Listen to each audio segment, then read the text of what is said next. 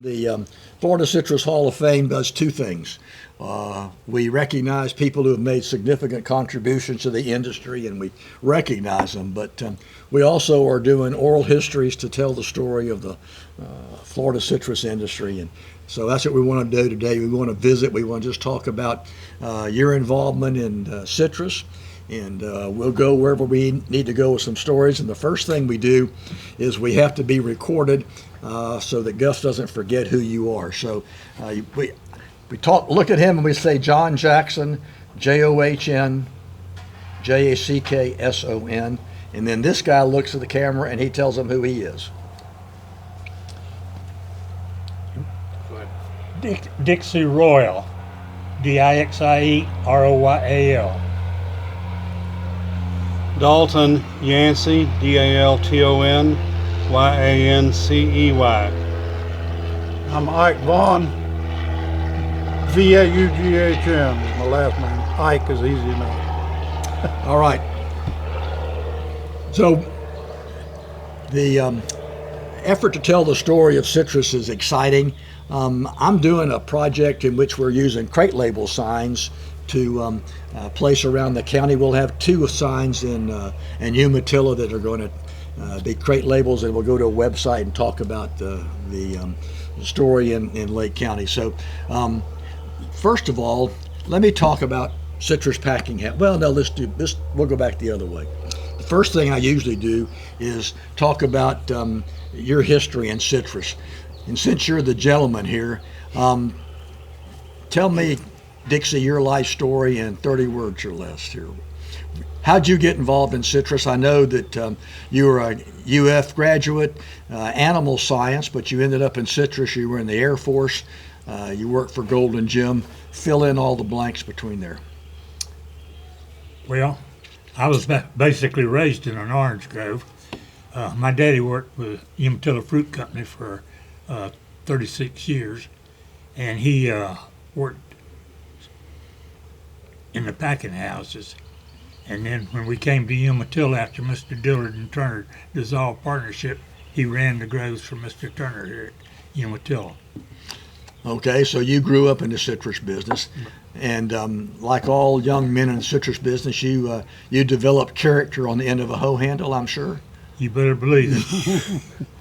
J.C. Powers, his daddy had a little grove up out of town there, and he was off, and J.C. and I were just little kids. We were in the 6th grade, and they had some of the worst Bermuda grass there ever was up there. I didn't have a bicycle, and he would tow me from Umatilla on his bicycle up there to the little grove, and we'd hoe that whole grove, little kids, See, those, 10 years old. You didn't know what a video game was like, did you? So you grew up in citrus. You went to Gainesville? Yes, I went to University of Florida, and you're talking about they didn't have but 3 courses up there then. So, I mean, it was easy to major in something else, and I always liked livestock. In fact, that's what I really wanted to do, was work with cattle. So you got a degree from Gainesville in livestock production, but you probably took the citrus courses just because you knew citrus. And then did you go in the Air Force right after that? As soon as I finished college, I did. I had a 2-year active duty commitment and a 6-year active reserve commitment. And I loved the Air Force, so I stayed on, and I got 28 years active duty and reserve. What I remember about you in the Air Force, and as we run down these rabbit holes, we had a secretary at our office, and her daddy was in the Air Force and a military person. And Dixie was the local liaison for the academy in Colorado with the Air Force. And so he would get dressed up in his uniform and go to high schools and visit and everything else. If he was anywhere close to the Ag Center, Dixie made a point to come in, go see Lucy, give her a big hug and talk to her. And tears are just streaming down her face because she remembers her daddy in the Air Force and everything else. And he knew that it was going to be so good for her and how well it made her feel that he'd probably go 50 miles out of his way whenever he was dressed up. But I can remember you walking in, I could just hear her catch her breath, and as all those memories just flooded in when she saw Dixie in his uniform. Anyway, That's the kind of guy you are, Dixie. So you get out of the service and you go to work for Golden Jim right off? No, much to my regret, I farmed a couple of years. I went to Immokalee and raised watermelons, and that was the worst year they ever had down there. We got 14 inches of rain in 2 weeks. Water was up to the second strand of barbed wire in places. Tough to grow melons. Well, they looked like ducks floating on a pond out there. Okay, so after a year of the melon business, you finally I had 2 years. I came back and had a year here. so you came back here and grew melons, and you finally decided that maybe citrus might be a better deal. Or how'd you get involved with Golden Jim? Well, to be honest with you, I went up there and talked to Mr. Flippo, and he hired me. So that was pretty easy. You mean you didn't have to go to the HR department and fill out all kind of forms or anything else? So what was your first assignment? Well, Jack Allen was fixing to get promoted, and Jack was working in the Grove Care Department. So I was to take his place when he went up. Well, it was going to be a while, so I worked down at the plant for 1 year with Mr. Carroll Floyd, and I really learned a lot and enjoyed working with Mr. Floyd. And he was a remarkable individual, wasn't he? Unbelievable. One of these guys who wasn't trained as an engineer, but had the ability and to grasp all of that and process it and everything else. He was instrumental in the construction of that plant, not just running it, right? So No, he helped build a plant. Yeah. But see, he had built one at Plymouth and one for Evans, and I guess he built the one at Groveland, B&W. B&W. So he'd built about 3 or 4 plants before he came to Umatilla. And I think maybe he built the one for Fosgate too. Well, he was a genius, obviously, in understanding.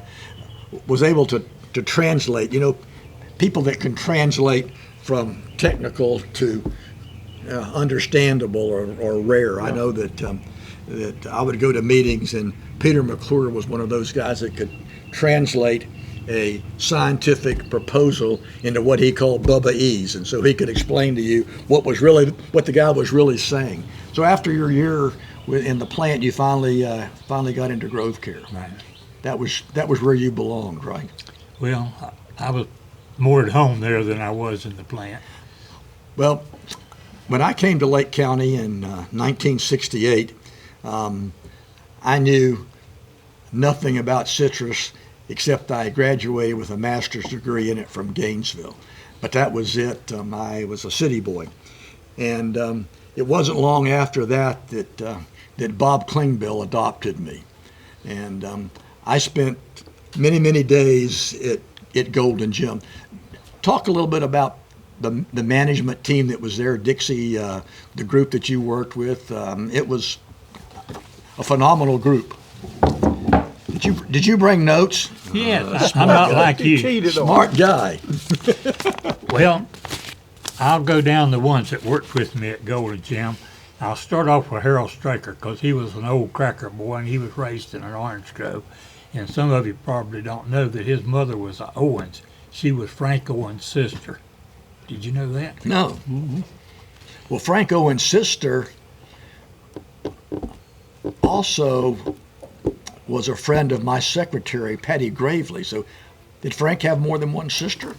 I don't know about that, but I know Ms. Straker was his sister. I know she was an Owens. Okay. And Ed Farina, he was from New York Dairy. And I tell you, Ed was unbelievable. He worked over at the shop for a while, and he was the most dedicated fellow you ever saw. He'd stay down there to 1 or 2 o'clock getting equipment out so the boys could work with it the next day. Before you leave Ed Farina, of course, Ed's son was Nick, and his grandchildren are running this now. But Ed was the kind of guy that if he was bored, he'd run down to the dump and he'd get an outboard motor that someone had thrown away, fix, bring it back to the shop and spend the weekend putting it back together.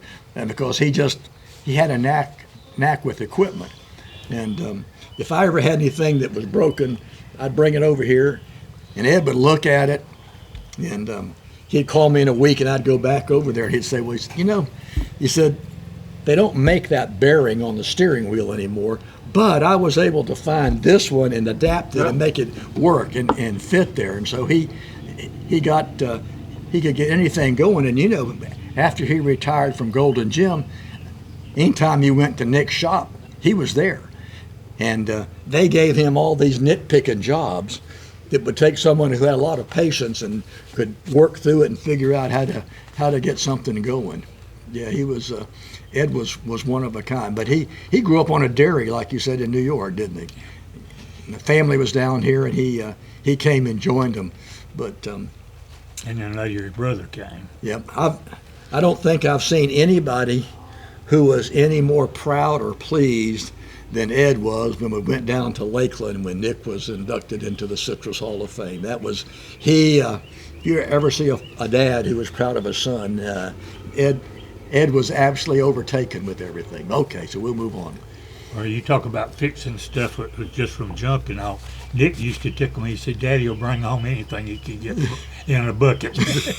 So he'd pick up the parts and put it in a big bucket and bring it home to work on. Yeah, he missed out though. When I came, Dalton, across the street there at the house, there was a 1954 XKE and a 120 and a coupe. There were three Jaguar bodies out there, and there were 4 or 5 engines and transmissions in the shop. And Ed was going to get around to getting those Jaguars going, but something else would always interfere. And he had probably $500,000 worth of cars sitting out there that if he'd spent some time on those, he'd have been far better off than putting a sprayer back together or something like that. And Bob Klingbeil was part of our crew, which you mentioned. He was from Michigan. And some of you probably don't know. I know as much time as John spent with him, he knows. But he worked with Dr. Camp down at the experimental station for quite a while. And I tell you, he was an authority on pests and control of pests and all that. He took care of our spraying. Now, did you? Every summer he hired kids to spray grows. Did you spray grows? No, You didn't grab the end of a wasn't in on hose? that. Nope. No. I had friends that did, but I didn't. I think a lot of high school kids, and Nick did when he was younger. Yeah. And he told me that there'd be 4 kids out there on the end of a hose, and they had a boom that went out so you could have 4 lines going. And every once in a while, they'd finally get tired. And Nick said there was one guy one summer that figured if you could take a big old 14-inch crescent wrench and slip it under the chain on the pump, that you could throw the chain off the pump, and then you'd be down for 2 hours till somebody could Give 'em a break. could come out and get the chain back on there and get the sprayer going again.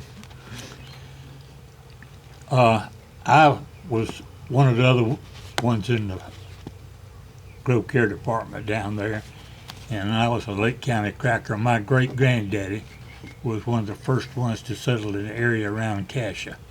And he had a little orange grove, and he also had cattle. And he came from Missouri, and the main reason was because of his health. His doctor recommended he come to a warmer climate.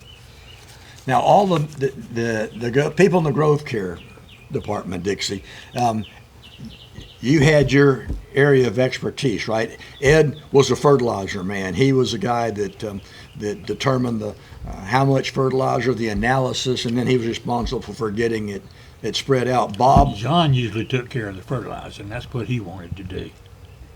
what was Ed was in charge of putting it out, but he figured Okay. what we were going to use and everything. and Bob was responsible for Spray. pest control. He does bugs and Right. weeds, right? And Ed took care of the discing, and Bob took care of the spraying. And see, there for quite a while, Mr. Flippo's son-in-law, Beard, Yeah, Beard. was with us. And then later, Bobby Vaughn came to help us after the freeze and all.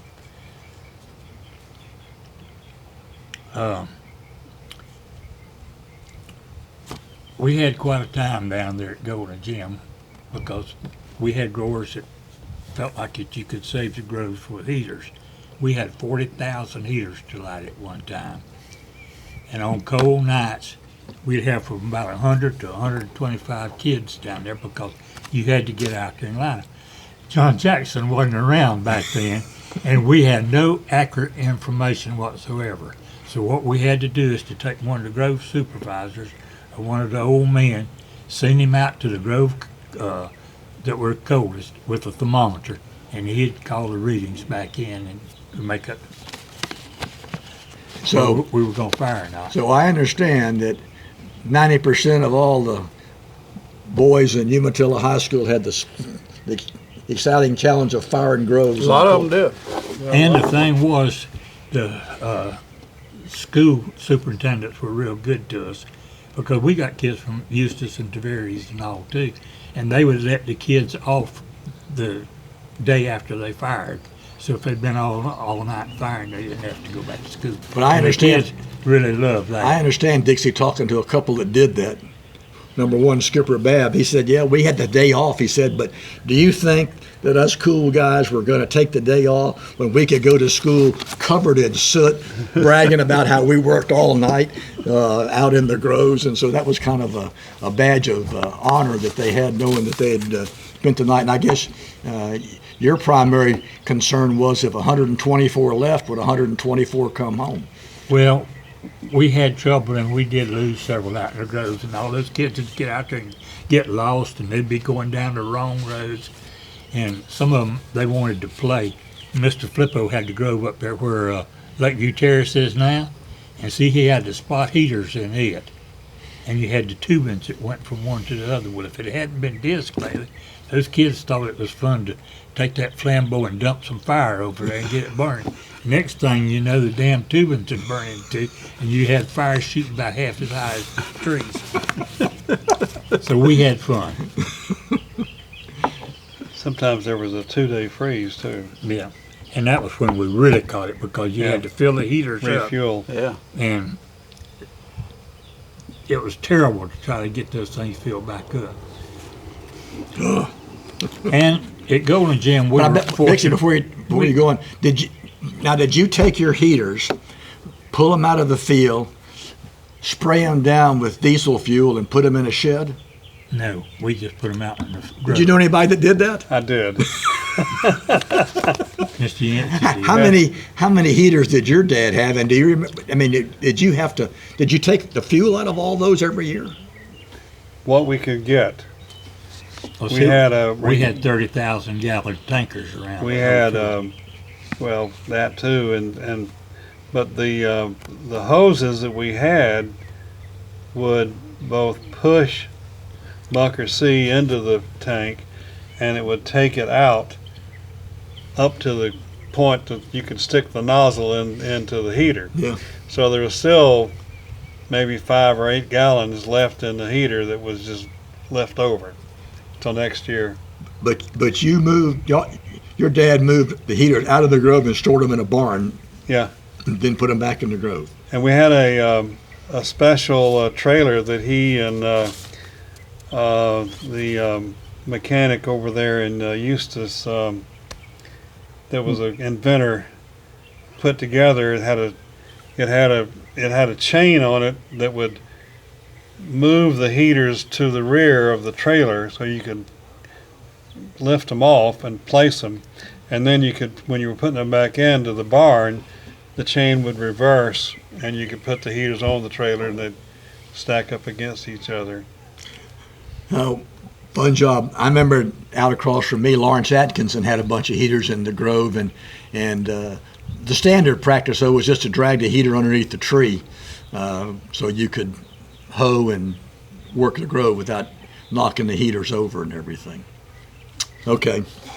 And of course, it didn't take, I guess it was probably after the 77 freeze when Bunker C at 9 cents a gallon was no longer available, and when you're having to get number 2 diesel, and I think I figured out that diesel was expensive. Bunker C Right. was the cheapest. Yeah, when Bunker C went away, you couldn't. After a while, you couldn't buy it anymore, and so when the price of oil for those heaters went from 9 cents a gallon up to 75 and 80 cents a gallon, I think that it was costing $700 or $800 a night, just one night, just to fire 70 heaters per acre in a grove, and so They held 10 gallons. and the economics of heating went away pretty quickly when Bunker C and cheap fuel went away. You asked me about crews. we were fortunate at Golden Gym. We had some really good crews. And a lot of our people were local, but then too, we had a lot of them from North Florida and Alabama. And the whole crew would come down, and then they'd stay with us, and then their kids would work with us. So, I mean, we'd have two generations of people in the Grove out there. And we had the Greens, and we had the Kramers, and we had the Wilfords, and the Hawthorns. And they were all big crews, and that was a big portion of our work crew at Golden Gym and Grove Care. I want to talk just quickly about what happened in the 50s. Frozen concentrated orange juice was developed, and I guess Plymouth, Minute Maid opened that plant in the late 40s, early 50s, and all of a sudden now we had a market for the juice. We had a product that was edible, people could do it, and the citrus industry went crazy in the 50s, didn't it, Dixie? I mean, I can remember Bob Klingbill telling me the way that y'all worked it. Bob staked out the trees, and you planted them, and then Ed had a crew that came back and watered them or something. And See, we didn't have sprinklers back then. They had to be all watered by truck. And one summer there, we had 140,000 trees out, and it didn't rain for weeks and weeks. We had everything down at Golden Gym that would haul water. I mean, we had tanks on flat bed trucks and everything, and still couldn't get around to them. So it was rough. You know, and nowadays you buy a citrus treated plant in your grove, and it's as big as your little finger grown in a pot. But you planted hundreds of thousands of trees that came out of a nursery that defied all of the horticultural recommendations. They were not in a bag. They were bare root trees. Bare root trees. And they were about a 1 inch in diameter, weren't they? If you got them from Owen Connor, there were. Yeah. He didn't dig them unless they were an inch or inch and a quarter. And you couldn't put about 260 on a truck.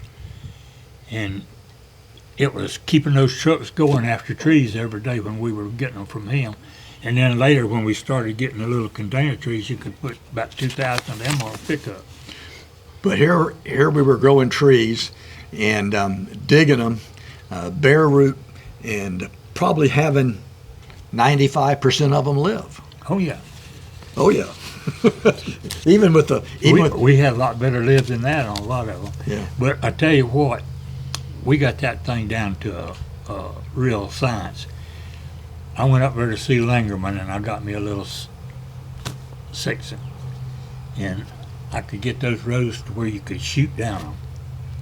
And we'd lay them off, and we had a thing that went on a Oliver tractor to be a row marker. You got your one row set up, and that Wiley boy was really fantastic with that thing.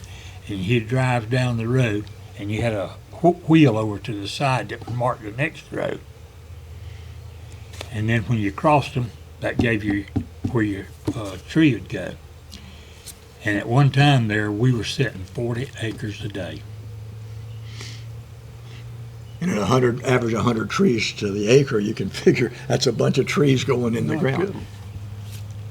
All right, well, the kids nowadays, they think if they get a good 1/4 inch caliper tree and they're in, but I guess those potted trees probably grew off just about as fast as a bare root tree was when you really got down to it. But it's changed dramatically. We talked to Chris Blanton on the video one time, and they sold 1 million trees to American Agronomics in Arcadia, and so they're digging trees at 4 in the afternoon, loading them on a truck, covering them with burlap and hay, and wetting them down. And then at 3 o'clock in the morning, his dad and I can't remember the guy's name. Anyway, they would drive to Arcadia, and they'd put those trees in the ground 24 hours after they had been dug, and they had that great live rate. But hauling all those bare root trees down there, and Well, one of the biggest things for nurseries, and Chris and them were one of the first ones that did it, was getting a tree digger. I mean, when you were in there digging those things with a spade, I mean, it was rough. Especially if it's an 1.25 inch caliper tree.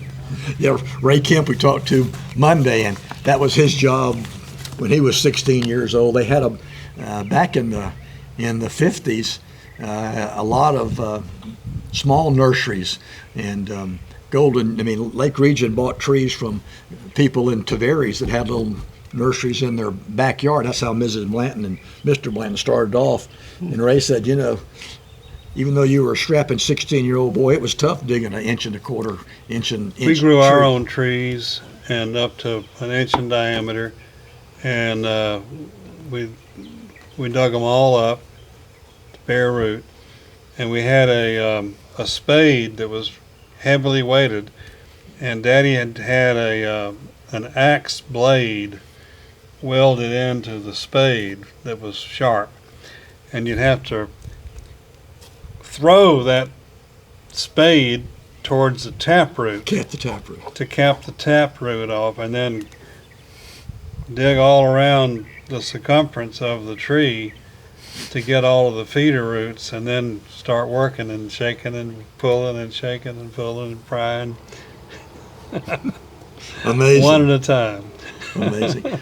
Now, Dixie, you took over as production manager at Golden Gym, and you had the job of pruning all those trees after the '83 freeze. The worst days of my life.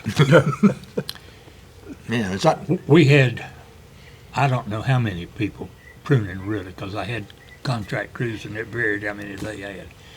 But I went down there at one time and bought 260 chainsaws, and then I went back and bought 100 more. And I was so afraid that somebody was going to get hurt that I couldn't speak Spanish. And when you get all those Mexicans out there and they can't understand the word you're saying, I had to get an interpreter.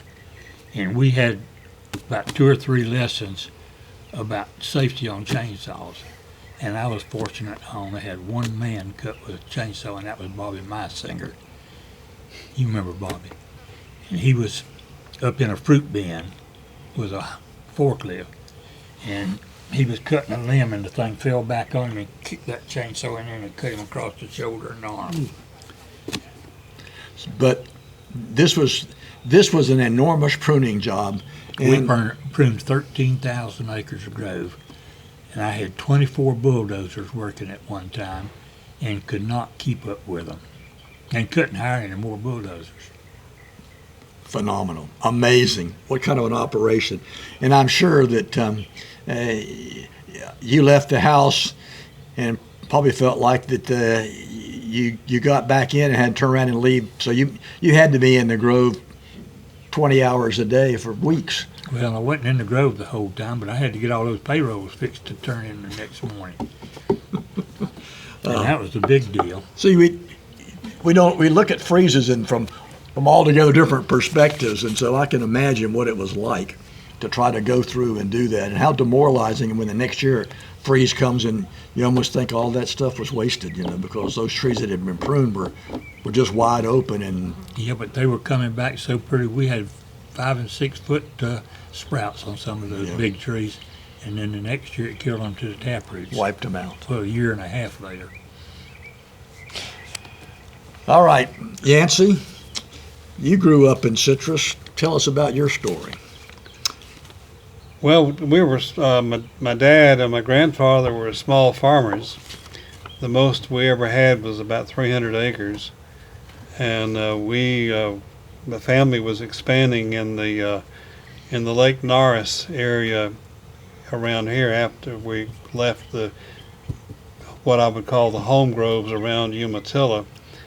And that was, you talk about that my summer job was hoeing those new trees that were set out and praying for rain so that I could take a break.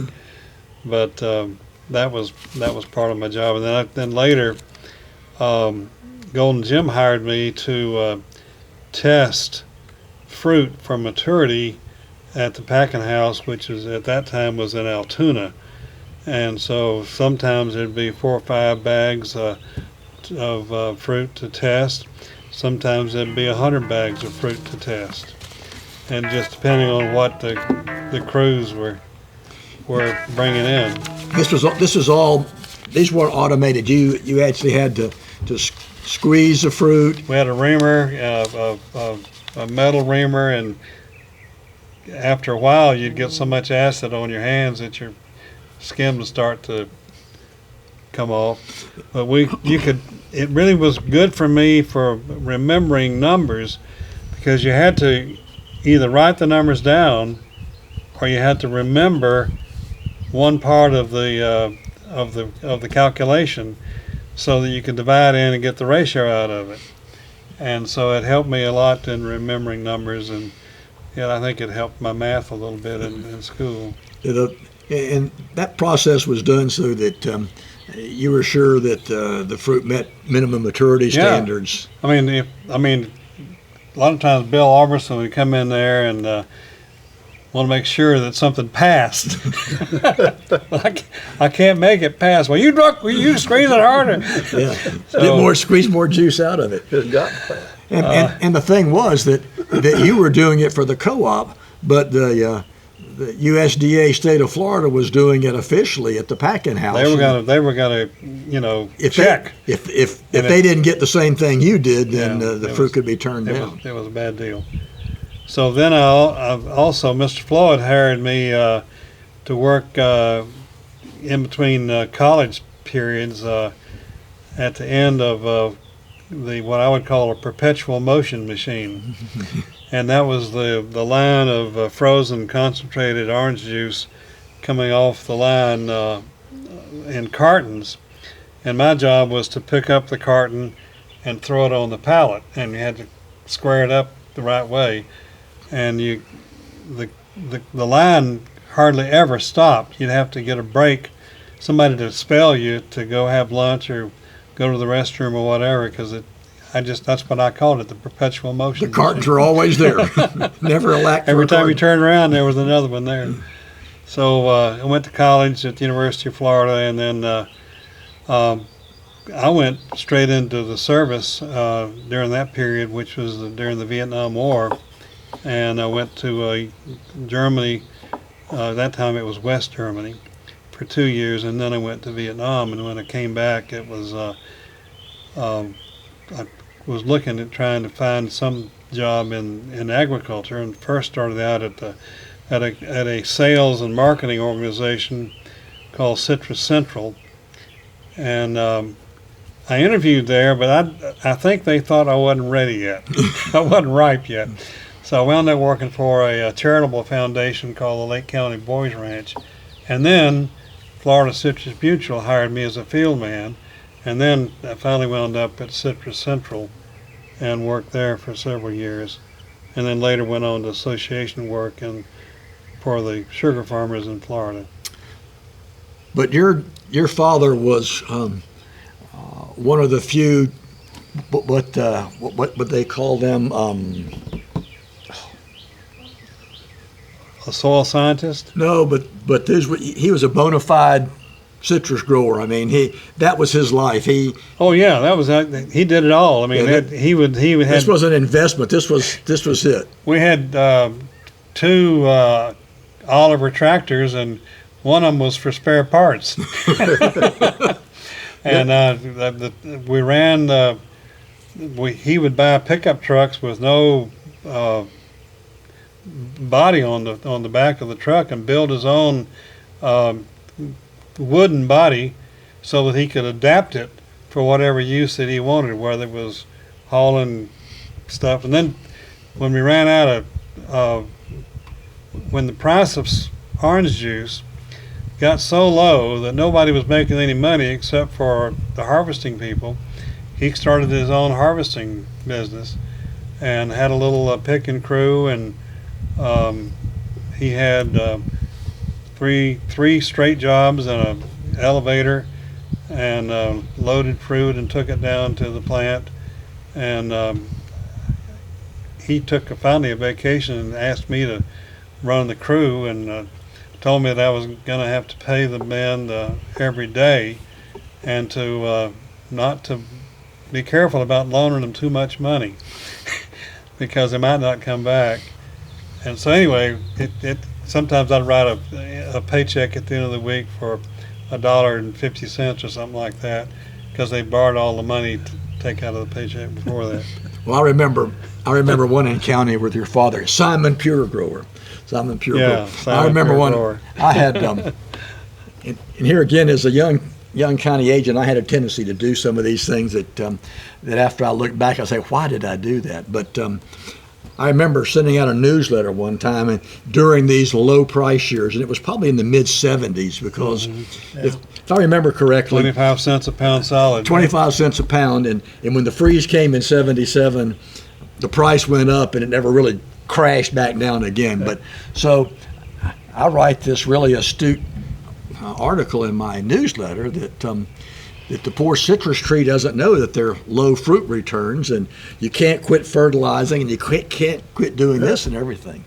And so I was at Golden Gym, and your dad said, Johnny said, that was a really nice article on what you wrote about looking after the trees. He said, but it's one thing to say that we need to fertilize them, he said, but if there's no money in the bank, you can't fertilize the trees. So that's good talk. But if you can't do it, you can't do it.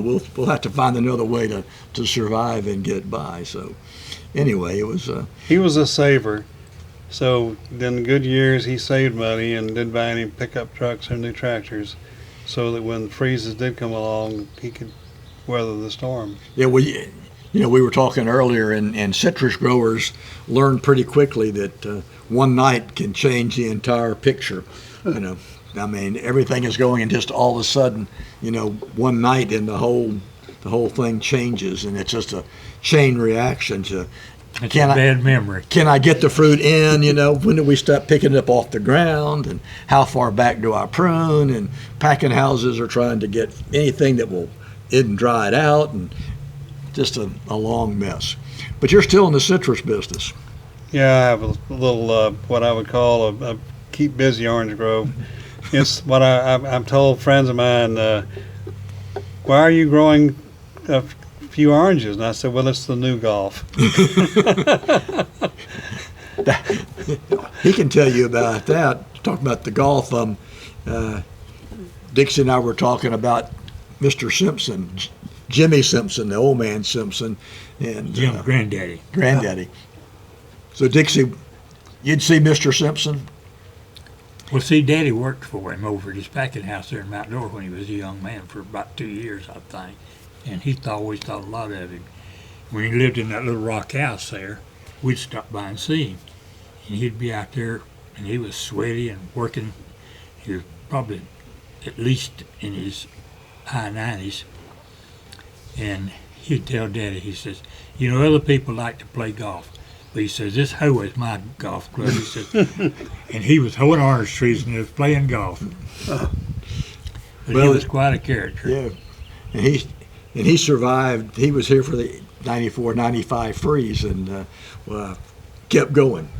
All right, Vaughn, it's your turn. Tell us your story. Well, my family was said my grandfather was turn of the century to about 29 or 30 something. He got out of it, but he was in it pretty big out west of Umatilla.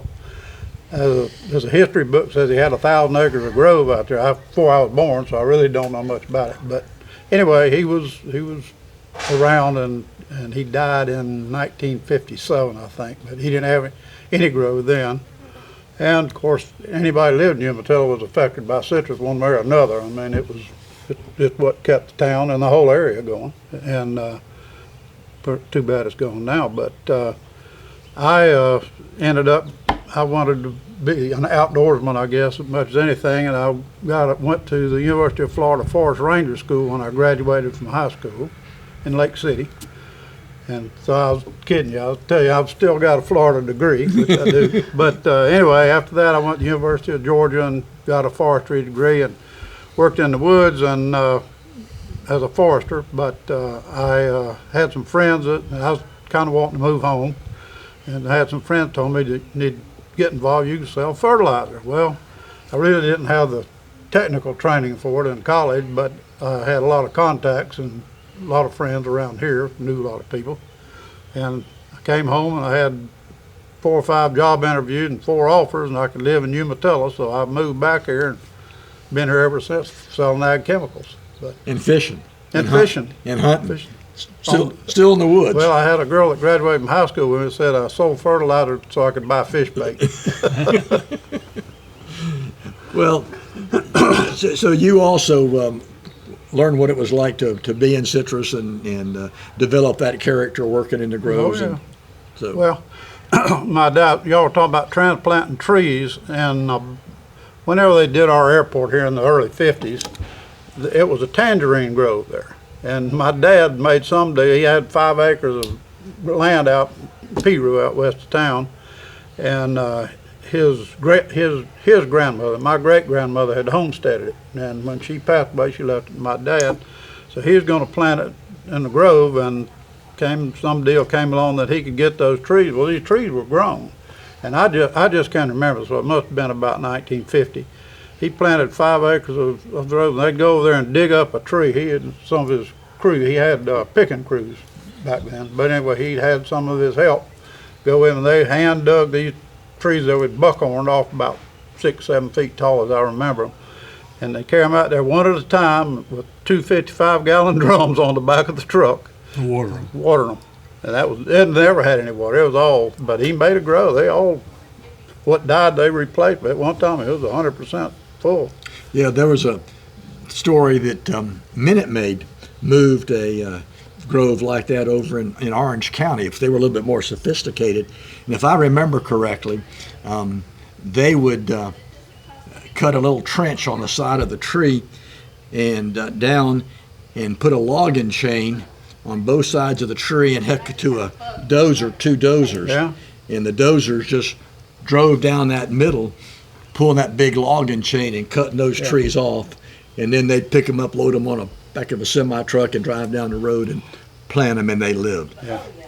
You know, it's interesting that I'll never forget a meeting that we had at the extension office, and it was on some high-powered subject, and we were talking it, and Bill West, I don't know if you knew Bill West or not. Bill was the production manager for Libby's in Claremont. But anyway, Bill was there, and after we had debated this topic, you know, Bill said, guys, he said, we just need to admit that we grow citrus in spite of what we do, not because of what we do. Well, you talk about, firing orange groves. We started out firing Pine knots. with pine knots, lighter knots, And tires. we didn't use any tires, but Some did, though. we had like 2 or 3 rail cars full of lighter knots that were chopped up, and then we had to have kindling to get that fire started. With the you'd have 1 log laid this way and 2 logs laid this way, and a handful of kindling up in the crotch there, and we'd light that with lighters, and it would catch on fire and burn most of the night. But it was like licking an ice cube when you were thirsty. I don't think it did much good. Well, you never really. Made you feel good. Yeah. I think that somebody was telling us the other day, one of these interviews, that sometimes when you burn heaters, that you don't really think that you're doing any good, but a year later, you could go into a grove and you could see where he burned heaters over there and we didn't over here, that those trees actually did, it did do some good. It might Made a little difference. have saved some 2-inch wood. Creating a smoke, or today we're using a water for freeze protection, and creating a little fog on a still night will actually warm your grove. Because you drive out in the middle of the night and you see maybe a little fog, maybe up around 40 or 50 feet, that came from your water operation. It's like a blanket. and it radiates the heat out of the soil, and it does a It captures the heat that's radiated out of the it soil. does more good than you would believe. Yeah, so that moisture, and we would think that it was a smoke, that was protecting the trees, and when we burned tires and everything, and really it was because we had an inversion, and and that warm air was staying next to the ground. It's kind of tough when you have a freeze with a 30-mile-an-hour wind like we did in '83. You just don't get much protection. No help. That flame would come out of those old heaters and be parallel to the ground. But they were interesting. Well, as I look back, some of the citrus organizations that have been here, Umatilla CGA and Umatilla Fruit Company they were two of the bigger packers in Umatilla. Umatilla. But I gave you on a list, and counting the ones that did gift fruit, I came up with 10. And a lot of these were in garages or tents, and so they weren't packing the Well, volume. they weren't exactly in tents, but they were in little buildings like Scobie had one up there at Altoona, Yeah. and it was just a small little place. My dad had one behind our house, a little gift fruit deal. In fact, he bought the machinery from Herman Turner, where the people in Eustis that made the, can't think of the name. I think you were trying to think of them a while ago about your dad doing, but anyway, they made quite a few small little gift fruit. Acuff, No, out there had the machine shop out there on Orange Avenue. LaRoe? Yeah, LaRoe, Clarence that's what LaRoe. we're trying to And think. Clarence LaRoe was He was the engineer? He was Yeah. an inventor. They had a And he could pattern. make something out of nothing. He was like Ed Farina. Yeah. And he worked on orange harvesting equipment. Nothing was successful, but he made picking aids back when the Florida Citrus Commission had an incentive For mechanical for harvest. somebody yeah. who was going to invent the perfect mechanical harvester. And Clarence LaRoe and my dad and others around here with all kinds of ideas, whether it was water cannon or whether it was a movable conveyor belt underneath the tree or some kind of a shaker like they shake the almonds in California. Nothing really worked. But Well, Dick Toole had a water cannon. yeah, Dick Toole he demonstrated that water cannon over at the Baker Orange Grove between Tavares and Eustis. Blow oranges into the next county. I know they were well bruised. Well, when you're an early adopter or an innovator, most of the time all you're doing is just showing people what not to do. And I tell this story, and in my experience, growers kind of have little areas that they enjoy doing things. Jim Simpson was a frustrated ag engineer. He should have been an engineer. He loved equipment, and he would play around and built a system where his tractor could push the supply truck down the road while it's filling it up, and so that the sprayer never shut down. This was the theory, and it worked fairly well. And we went to California, remember Dixie, and they already had that working in California. But Somebody Jim, dreamed before Jim. yeah, but he made it work. But Jim built a mechanical harvester, and he was on that committee that allocated funds. And Dr. Whitney in Lake Alfred had a plans for one that was using air. And so he would direct the big volumes of air, and the veins would oscillate up the tree, so it would pulsate the tree and pop the fruit off. And Jim built the harvester by finding technicians all around the area. Somebody who was a mechanic, who was a plumber, who did this or did that. So he had 5 or 6 guys would show up every afternoon about 5:30. And Jim had the cooler of beer here and his pencil and pad. And these guys are looking at the plans, and they're talking about it, and they're doing this and doing that. And they convinced Jim that Dr. Whitney's machine had all 3 of his fans were belt driven. And they said, Jim, if we drive just have two fans, and we drive the top one hydraulically. Then we can drop the fan down, and you can transport it easier and everything else.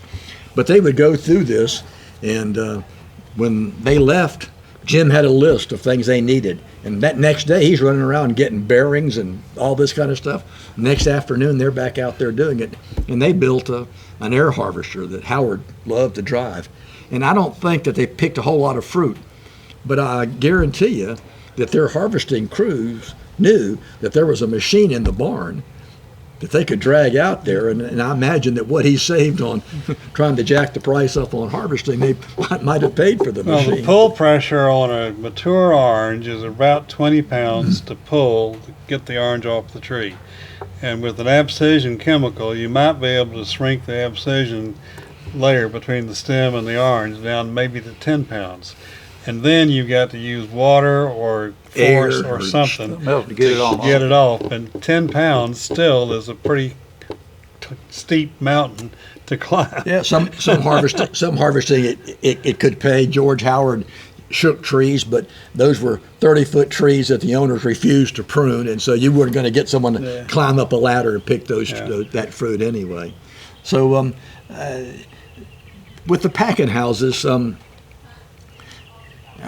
we've talked about how folks that aren't familiar with citrus and what it used to be like can't conceive of the role that the packing house played in the community.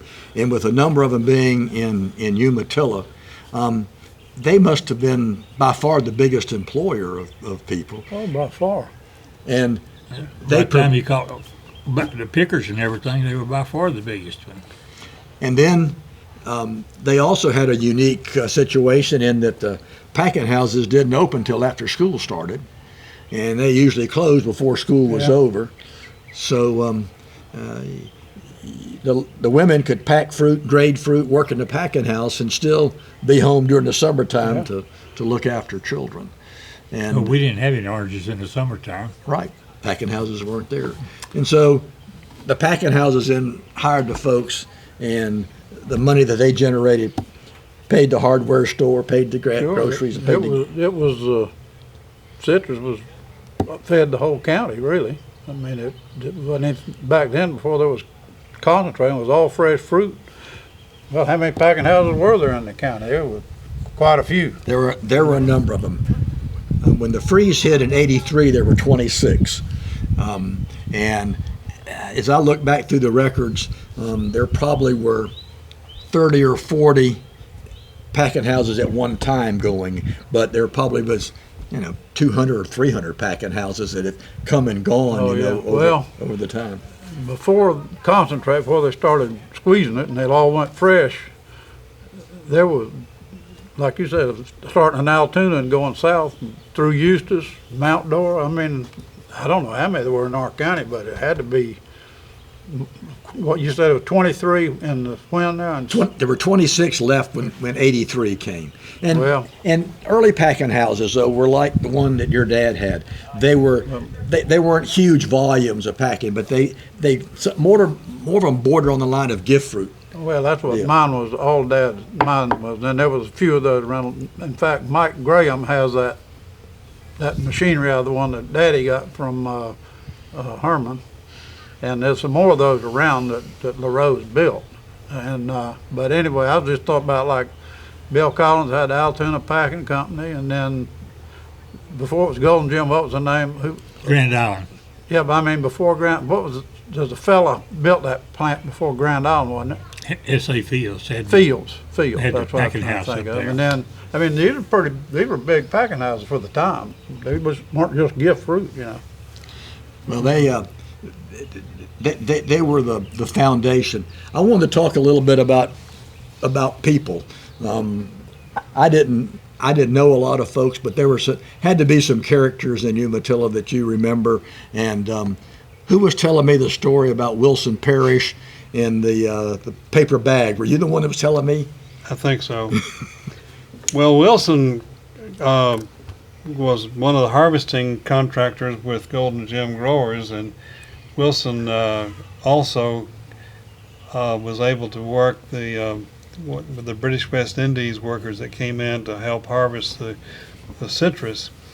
And so Wilson had not only the payroll to take care of the harvesting personnel, but he also had a little company store in his barracks commissary. And so the front of the commissary had an 8x4 piece of plywood on the front of it, and it folded up and hung on a chain or something when it was open, and one hanging light bulb in the commissary, and when the light was on, the store was open. And so Wilson sold dry goods out of there, because a lot of these men would buy equipment, clothing, and dry goods, and would ship back to Jamaica, where most of them, or the English-speaking Leeward Islands, where a lot of the orange harvesting personnel came from. And so he would wind up with payroll and change out of his commissary, and it might amount to maybe $20,000 in a grocery bag. And he was afraid of getting robbed, so he would go down to his home, and he was afraid that he might get robbed during the middle of the night, so he would just throw the grocery bag full of $20,000 worth or whatever it happened to be into the azalea bushes. And that's where it stayed all night long. And he went to bed and got up and retrieved the grocery bag full of money the next day and get out and pay everybody off. Yeah, people don't understand that then, harvesters were paid daily. And I can remember Bill Alberson telling me he'd go down to Umatilla State Bank then and get a bag of money and throw $25,000 in cash in the back of his car and take off and not think anything about it and do that. And I guess, we thought the world was coming to an end when Libby McNeil and Libby came in and said, we're paying them by check. And they started off every 3 days before we finally worked up to a week. But so for years it was on a cash basis. You paid the pickers every day. You knew Wilson. Sure, I knew Wilson probably better than anybody around. I bet you did. Because see, Wilson worked with the Umatilla Fruit Company, and he worked with my daddy. And he thought the world of my daddy. And Wilson, he had a lot of people in that camp down there at one time. And what he did, he picked over and got the best pickers. And if you didn't pick 125 boxes a day, you didn't get on his truck. That's a lot of oranges. That's up and down a ladder a lot of times. But they did it. Yeah. And he had about 7 crews at one time. Yeah. And how Wilson did what he did, I'll never know. He raised big gardens, and he'd come out there to see me and bring a bunch of stuff in to pick up enough fruits and vegetables and stuff to eat for a week. And he'd sit there and tell the kids stories, and they'd just laugh and laugh at him. Yeah. He Take sure everybody had fishing. Oh, yeah, everybody He fishing. loved fish. He was one of the best fish. In fact, there was a fellow over at New Smyrna, his name was Bob Stone. And Wilson just kept him hired week after week after week. Offshore. Bottom To take people fishing, and if he didn't, he just went and Snow White. And he sunk that boat over there. Yeah. I fished Wilson over there before. I did too. I'll tell you, if you want to hear a war story about Wilson, it's interesting. Hope it doesn't drag on. He was on the front lines in World War II in a front line company, and he'd been there and said it was bad. He said he had gotten a leave. It was when after they'd invaded Europe, and he'd gotten leave, and he was got to go to Paris. He said, here I was all alone in Paris, and they, here a little bumpkin from Umatilla didn't know anything. And he said this place they'd billeted me out, there was 2 officers there, and so they saw I was just lost as anybody could be, and so they kind of took me under their wing and showed me around and were really good to me. He said at the end of the 2 or 3 days he was there, he said, well, you got leave to go back, and he said, yeah. He said, would you like to get out of that front line deal? And he said, well, sure, nobody wants to be up there being shot at all the time. So he said he didn't think anything about it, and said about 2 weeks later, after he'd gone back, he got the notice to come back to see the head of his company or whatever. said, "You've been transferred to such and such headquarters." So he wound up and he was in Patton's headquarters, and he said, "I didn't know what they sent me there for either." He said, so I was there and with nothing. Said some guys saw me that I never did see the same two guys again, but said the guy saw me and said, "Well," said, "we could use another driver." So they put him in as a driver in the general's pool, I guess. He said he drove General Patton around. Said he wasn't the driver when Patton had the wreck, but said anything was better than being up there where he was. But he drove General Patton, and he told me, he said, "I drove Miss Patton to the funeral." Yeah, he told me that too. Yeah. Wilson talked to me a lot, Yeah, he was interested. but he was Patton's chauffeur. And he was with Patton when he crossed the Rhine. Amazing. Yeah. Amazing. Little boy from Umatilla, huh? Who are some other people? We mentioned Jack Allen. I didn't know Jack died at a relatively young age, Yeah. but Jack must have been a He was a real go-getter.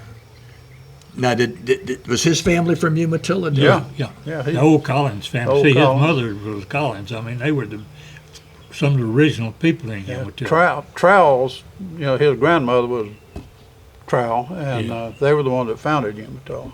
Jack was Nathan a very Trowell. community-minded man as well, and was active in the service club, the Umatilla Kiwanis Club, and a former president of the club, and was Farm just Bureau, he was very active in Farm that. Bureau. And Yeah, we talked earlier this morning with Roy Singleton, who headed up the Oh, yeah. Farm Bureau marketing, and basically Jack and Glenn Tyre kind of got that They thing put it off together. there. Yeah, and took Navels from being a trash fruit to being a premier fruit in Florida. Was the Collins house, that big old columned house on? Yeah. Right there out from the Baptist Yeah. church. Yeah. Right there by And the see, old that's Baptist where church. Twink lives now.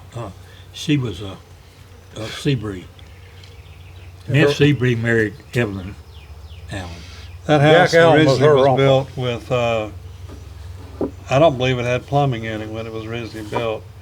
That's what No, it wasn't. young Seabury told me. Had a that- tennis court next door. and it had It a was either a big choice plumbing or tennis court. a big attic fan in it, and it's been referred to as the Palms because it's got a palm tree lined sidewalk down to it with a beautiful 2-story house. It's one of the nicest looking old homes in Umatilla. And it's nice people preserve some of those things. Yeah. It's rather expensive to Very expensive to air condition. Yeah, I can imagine. So, well, who are some of the other characters in town? What was the guy that sold fertilizer for Swift? Herbert Babb, Cuz Babb. Cuz Babb. He was a part of the old Babb family that's here. I think they came here in the 20s. They came from Tennessee. Yeah, and Skipper Babb's uncle is who Okay. he was. And he was a character. He knew a lot of people and was the most likable guy you ever met. And just, Well, all fertilizer salesmen are likable Well, guys, aren't they? I guess they have to. They'll run you out of their office if they don't like it. He was a county commissioner Yeah. and liked to enjoy life and knew a lot of people. I'm trying to think of some other folks that I had heard of, but I didn't know. Let's talk about my neighbor, Lawrence Atkinson. Yeah. Lawrence. Lawrence was another guy that was probably the epitome of a true gentleman. He started taking care of grows with a mule and a disc. And they lived up the street from us when I grew up and all, but he had his business there. We lived on Cassidy Street, and his work barn isn't all where that what's left of it now is by the high school, but it was up Cassidy Street, and they had a bunch of tractors, and he just did grove care for, a lot of small grows around town and all that they were, and but he was well known, well liked, and he owned the Ocala Waterworks one time. Really? Yeah. I remember a couple of stories about Lawrence, and we were talking like this one time, and someone asked Lawrence, said, Lawrence, how'd you come to Umatilla? And I guess there were a lot of families that times were tough in Georgia, Alabama, Mississippi, and they moved to Florida for good times. Yeah. And I don't know where the family came from, whether they were Georgia or They Alabama. came from Madison, Georgia. They came from Georgia, and the boll weevil ran them down Yeah. here. Atkinson That's what his County. daddy told me. Well, so somebody said, well, Lawrence, how come your family and daddy decided to settle down in Umatilla? And Lawrence said, well, I'll tell you what, he said, we got to Umatilla, we had a flat tire on the truck. And Daddy said, this is as good a place as any. Far as going, huh? we might, Could well be. we might as well stay. And so Lawrence stayed. What was his bookkeeper for all those years? McCown, Mr. McCown. Harold McCown. Harold McCown. And I was talking to Harold one time, and he said, not many people know this. He said, but Mr. Lawrence has a number of groves in town and around town that widow ladies own, and 5 acres here, 5 Yeah. acres there. And says Lawrence goes out, fertilizes, sprays, looks after all those groves, never sends them a bill, sells a crop, sends them the check for the crop. He said, you just don't know how many widow ladies in Umatilla that Lawrence is helping out that way. And he'd kill me if I told you that he said that. But Lawrence was that kind of a guy that put other people first. He was a true gentleman. There was another one like him that was C.B. Hipson that Yeah. ran the exchange in Umatilla, and Mr. Hipson got his ag degree from Cornell, and he worked from sun up till sundown, and I'm sure you've heard the story about as the war of World War II was coming on, and Mr. Hipson thought there would be a world war.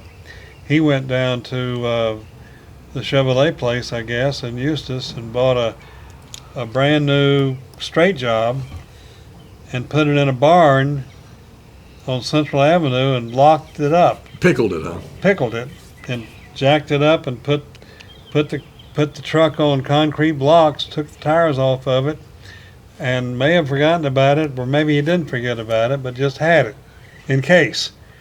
And finally, Mr. Hipson died, and I think Ray Gunther went down to inspect in the barn and unlocked or took the padlock off the barn and opened it up, and there was a Brand new. brand new pickup truck with like 10 miles on it, and it never been used. Well, Mr. Hipson would be down there early. Because, see, I put fruit through there for a long time. And he would take every piece of equipment and service it up before the men came in. He checked the oil and put gas in them and stuff. And when they came, they were ready to go. But he did that every morning. He was a fixer also, and he was a member of the Presbyterian Church in Umatilla. And if he found out that the roof was leaking or there was a bad door, he didn't form a committee. He didn't ask the governing body of the church if it needed. He just went down and had it fixed, or either fixed it himself or had it fixed, and it just got done. Send someone from the packing Took house. care of it. Bob, go down there and fix that bathroom door. Unstop that toilet. You know, there were guys like that in this industry that you read about, and I've uncovered that just seem to kind of take charge people like J.B. Pravat, Babe Pravat that ran Lake Region, and a lot of co-ops struggled during the Depression, but Lake Region, was strong, and Crip Holbert at Mount Dora that ran that co-op for a number of years. Mr. Hipson that ran, the co-op here, and we were fortunate to have men like that took charge and did things, and they did it because that was just their nature. Saw something that needed to be done, took care of it. Well, you're big into labels, and these packing houses, they had 3 and 4 labels or more, and the Duckhead was his premium label. And see, most people, they had a sales service and sold their fruit. Mr. Hipson, if it was good stuff, he sent it to the auction, And when they saw that duck head come through there, they paid for it because they knew it was good. Well, we've talked all along that everybody has expertise, but them that can market are the ones that are really valuable because Got to sell it. being able to do that and being able to market fruit like that. And you're right. I've heard time and time again, if you were an auction buyer and you saw duckhead, you didn't have to open it up to see what was there. You knew it was going to be good quality fruit. So, and it was really a testament to people that did care about quality and put out a good product. Well, he handled my tangerines for years, and he got me by far more money than I'd ever gotten out of them. And see, my daddy, he knew what to do, but you couldn't hardly get anybody to do it. But Daddy always picked his tangerines 3 times.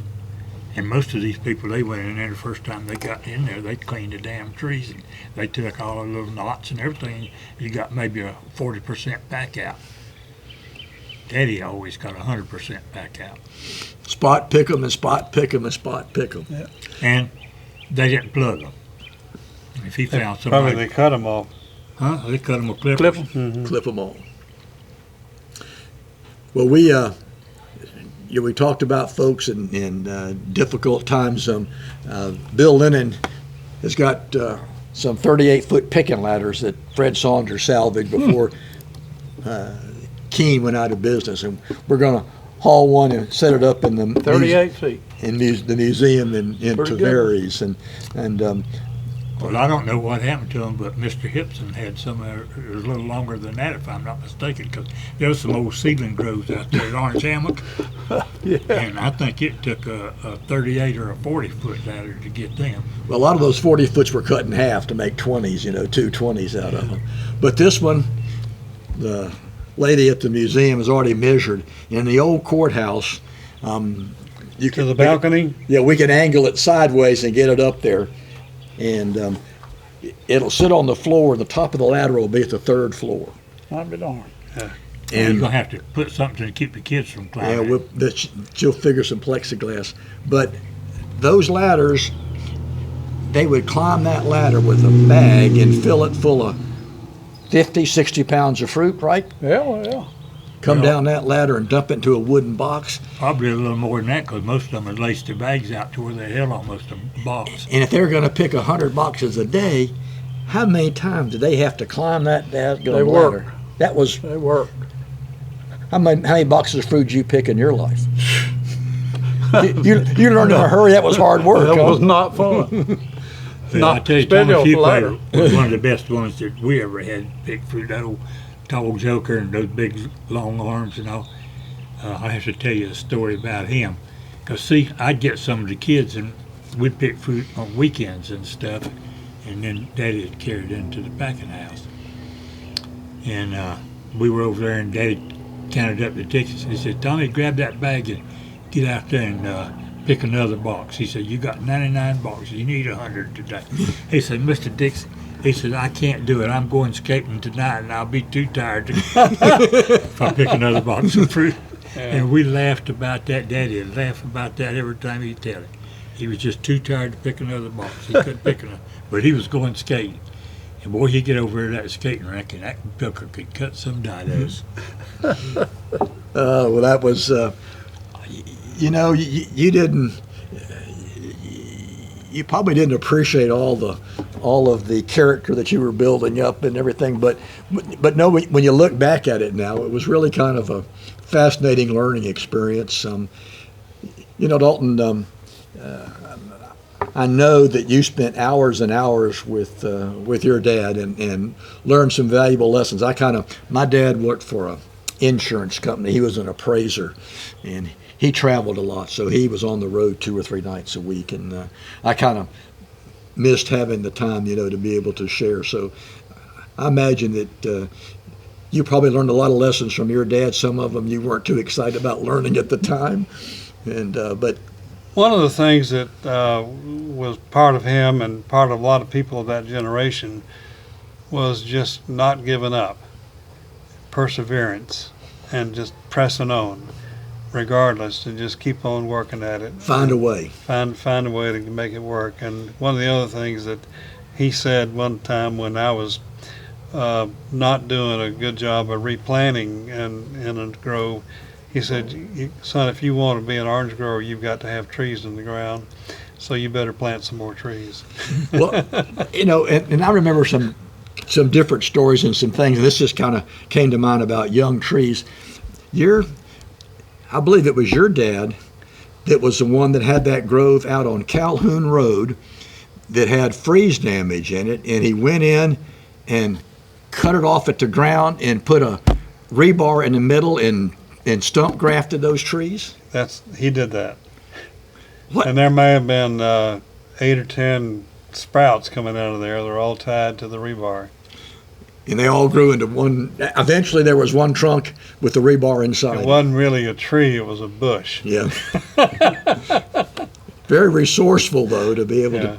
That was cheaper than digging that whole big old tree out and planting the new one and everything, Well, see, the frost killed that grove up at Mama's up at Altoona, and I replanted it, and then it killed the trees back again. I didn't think they were going to sprout, and I guess they were about that big around.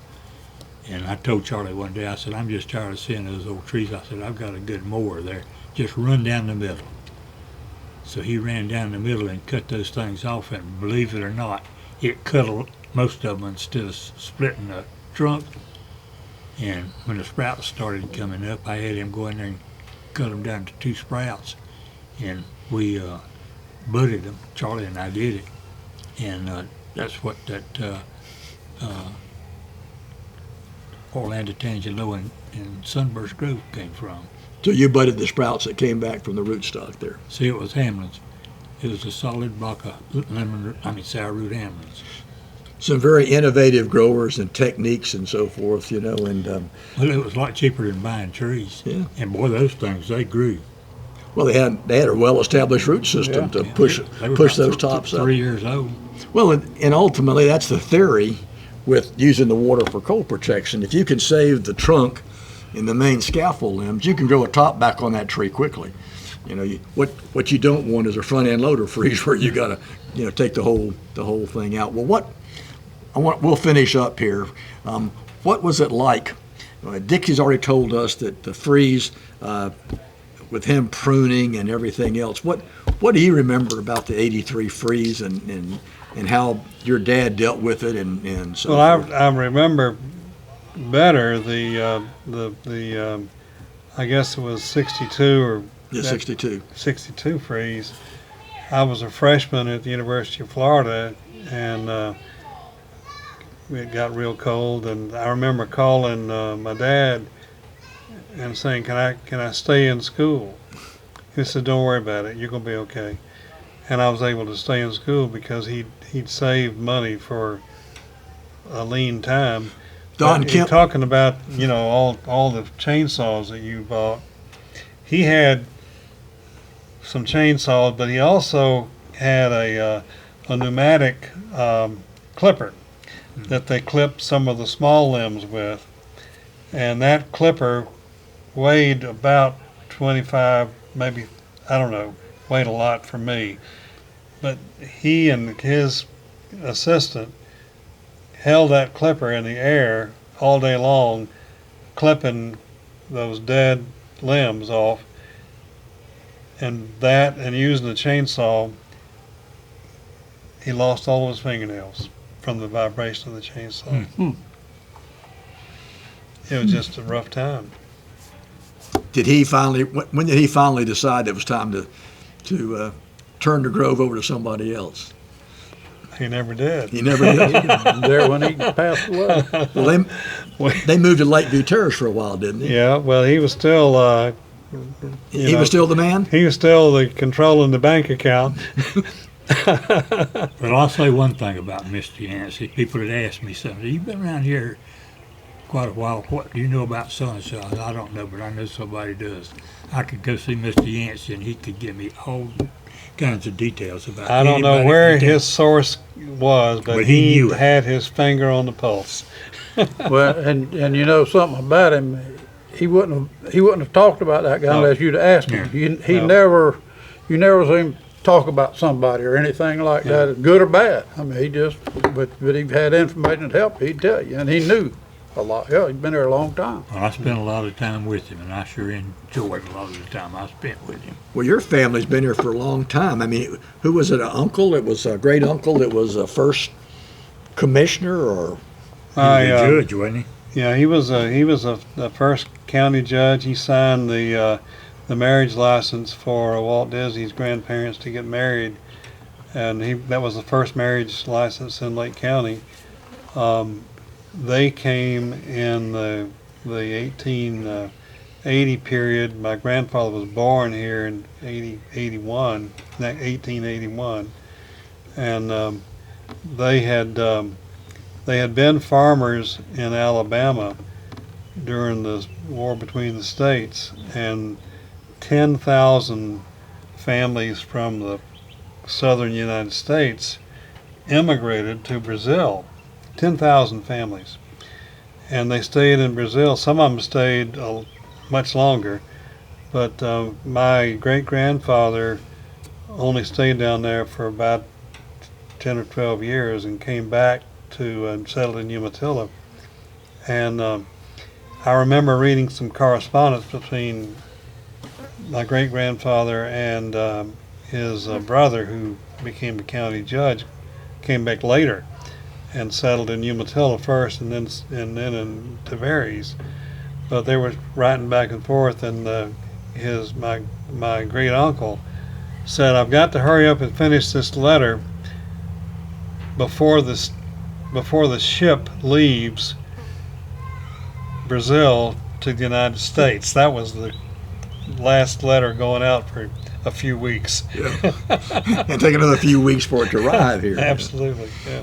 Yeah, well, Ike, you and I were talking about how partnerships and situations develop, and I was doing some research on the label that the museum is putting up called Flyer, and Orange Belt Packing was the packing house, and so I go online and try to find Orange Belt Packing, and I come across a 1930 publication from the University of Georgia on freezing fruits and vegetables. They were the leading authority on freezing fruits and vegetables. One of the attendees was C.V. Griffin, Secretary Treasurer of Orange Bend.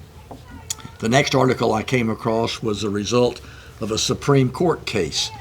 It seems that Orange Belt Packing claimed a clerical error prevented them from paying a bill, but the state Supreme Court said that wasn't justification for not paying it, and they ordered them to pay. One of the defendants was C.A. Vaughn with Orange Belt Packing, and that was in the early 30s. And then you skip over here and you find out that Mr. Howey hired Mr. Griffin and Mr. Vaughn to build a packing house in Howey so he could move his fruit. And within a few years, they're the biggest packing house in Lake County.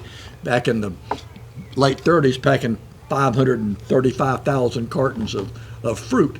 And somehow Mr. Griffin managed to inherit Mr. Howey's estate and everything else, and somehow the Vaughn family didn't get involved in that. We didn't get didn't get our cut. You didn't get involved in that kind of a deal. But those are stories that, and reading Mr. Howey's story and how he brought people from all over the country to land speculation and develop. Talking to Ray Kemp Monday, and a couple things. He happened to be ahead of you in school at Gainesville, and the freeze came in December of '62, and his daddy Don called and said, "Son," said, "I hope you're going to graduate in May, for that's all the money we got left to make it." And so Ray made it the last semester on fumes that were there. Well, you talk about stuff like that, but you poor kids that's going to school now, you can't believe what it cost them. But when I went up there to school, I had never done anything but worked. And Daddy, I was 16 years old, and he put me out, and he handed me a checkbook. He says, "Here, you write checks for what you need," but he said, "I don't want you to be up here on a skirt parade." And that was the last thing he said to me. And I thought, well, hell, I ain't never done anything but work, so I got me a job. And I worked down at the poultry worked lab for Dr. Driggers for about a year and Prof. Muroff. And I tell you, that was a real good education. And then I started work in the food service. And it didn't cost Dad anything to send me to school because I worked my way through. Well- If you worked and made your books and enough to pay your tuition, you could work your way through school. That's the other thing that, But you can't do it now. well, maybe not, but instilling a good work ethic in people is, it doesn't seem like it's being done like it used to. I got someone at the house that grew up on a dairy, and I guarantee you, when you start Darn milking right. cows when you're 6 and you run a dairy, you know what it's like to You work, up early and you gotta can get it done and you early. can appreciate it. Well, I'm going to just say something about today's youth. We had a scholarship winner, and her mother and dad came to our service club meeting on this last Monday of this week. And she had been in FFA all 4 years, and this last year, her senior year, she was the president of the Future Farmers of America. But at the county fair, she took, over the years, a goat, a pig, and some chickens, and another goat.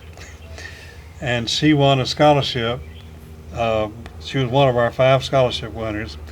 And her mom and dad I asked them to come because that young lady could not have done all the things that she was able to do if her mama and daddy hadn't taken her to the county fair and helped her with the animal husbandry and raising the pigs and chickens and the goats.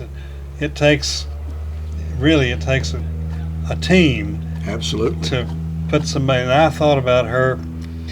She is going to study molecular soil science, and her goal is to get a master's degree from the University of Florida in soil chemistry, and she wants to make soils in Florida more productive.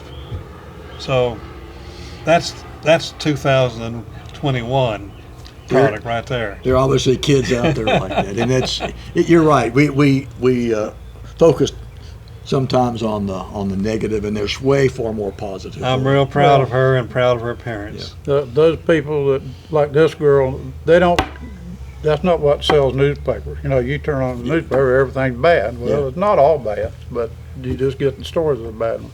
I'll tell you one thing that affected probably our parents as much as anything, and was a depression too. None of us ever saw bad. You're not quite old enough to really you lived I in it. saw the after effect. I was born in 32. Yeah. And I can remember many times we lived at Serena, and people would walk by the house and they'd knock on the door and say, "Can we cut some wood for you? Can we clean your Yeah. yard?" Or anything for just about the food. My dad and P.W. Bryan owned a filling station in Eustis then in the early 30s. And he said it just wasn't any way for 2 families to live out of that. There just wasn't enough coming in. So they flipped a coin, and Daddy lost, and he wound up with a filling station, I think. But anyway, the times were tough, and most of us never knew what those kind of tough times are, really. Well, I probably shouldn't tell this story, but there was an old lady that lived in Serena, and she had one son, and he married my daddy's sister, and they were in Virginia, so Daddy always tried to look after her. And when I was about 7 or 8 years old, he had me the job of mowing her yard. Well, there wasn't any power mowers back then. All you had was a little reel mower. Yeah. So I'd push it a half a mile on Saturday morning down there and mow her yard and work and do whatever else had until noon. And guess what I got paid? Thank you. A quarter. Quarter.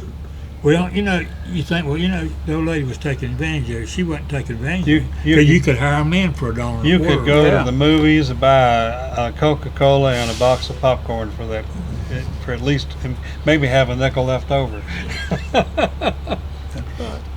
Well, I feel very blessed that that the Lord steered me into citrus business. It wasn't on my agenda. I went to Gainesville, and I was going to be an engineer, but Mr. Thermodynamics and Miss Statics changed my mind. And I ended up in citrus, and I feel like I'm kind of an adopted member, but I've learned in a hurry that that it's a way of life. It's a deal of lifelong friends, of sharing things, of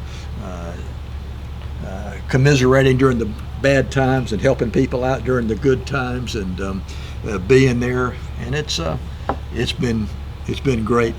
It's been fun, and you get to meet people like this. Heck, what more could one ask for?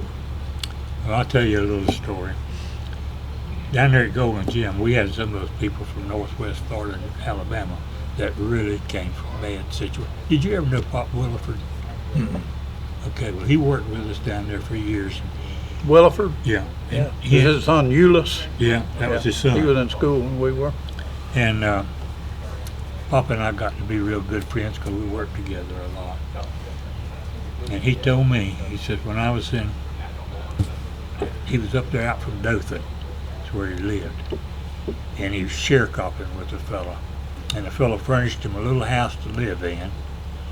He gave him a milk cow and about a half acre of land to grow him a garden on, and paid him $12.50 a month.